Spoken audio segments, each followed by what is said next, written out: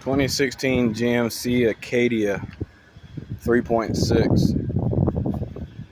I'm doing the AC seal kit. This thing has multiple seals on it. The AC compressor is way down there. Let's see if I can get some light shined on it. Oh no, that made it worse. Anyways, it's down there. You kind of see where the oil filter is right here. The AC compressor is there, just directly beside it. It's also where the low side is to put Freon in, which is horrible placement on Chevrolet's part, but whatever. So I have really big hands, and two of the seals, as well as the expansion valve, is back behind the intake here, and they literally give you an 1.25 inches worth of space right there between the intake and the firewall. So I'm taking the intake off of this thing. Just want to document the placement of everything here and what is needed to take it out. The wiring harness here and here has to come off. It unplugs from the map sensor. The wiring harness from the throttle body has to come off. The evap purge solenoid has to come off. You have multiple 13 or 14 millimeter, I haven't test fitted them yet, but through the center of the intake on the front side and the back side.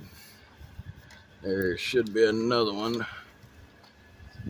Well, GM didn't put one in that spot. It's a spot for one, but it's blank. Should have one down in this hole as well, but I think it's gone too. Yep, there's nothing in there.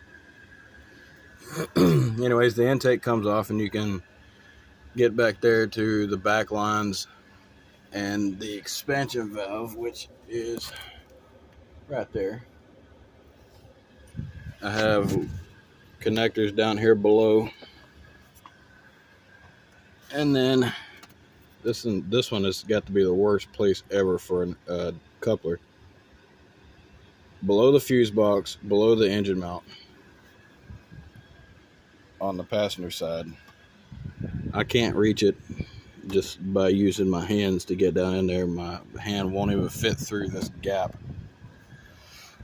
So the fuse box has to come out in order to be able to get my hands down in there, and I believe this whole fuse box will roll over and lay over top of the intake.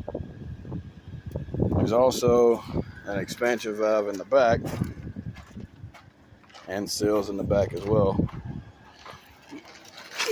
Get down here. So you can see the expansion valve there. I turned it over. You can see the expansion valve there. That should be the only seals on this end of it.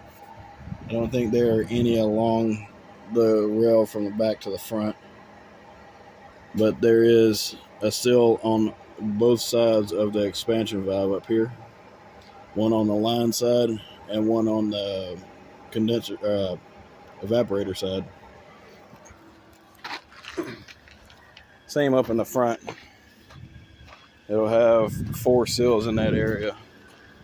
I'm fairly certain that these seal kits come with all of them, but in the event that they don't, these should have seals. Oh, there's no seals inside of there. Well, let's hope that those come with the seals for us. 4 Seasons usually comes with the seals required to replace it, and that's an AC Delco, I believe. Yeah, a GM specific. Expensive. That's the back one, of course. Like $90 for that. Oh yeah, the front comes with them. This is the expansion valve for the front of it. Part number for that one is 39457 through 4 Seasons. This one's OE part number is 22816195. The AC Delco part number is 1551317. Schrader valves are getting replaced, as well as the caps. It's a MT2901.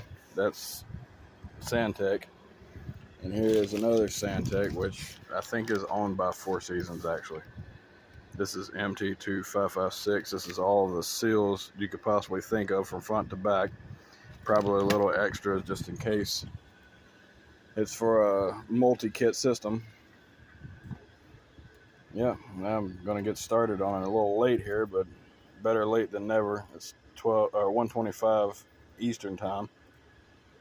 Doesn't get dark until 8 o'clock, so I have about 6 hours to take all this apart, fix it all, pull a vacuum, and recharge. This is 134A as well. It's the only refrigerant sticker I see, and you can't tell the weight on there. I think it calls for 2.480 pounds. I'm not sure. I'll do some research. But yeah, that's... GM should think a little bit better about that and maybe put it up against the firewall there. But we'll see you later.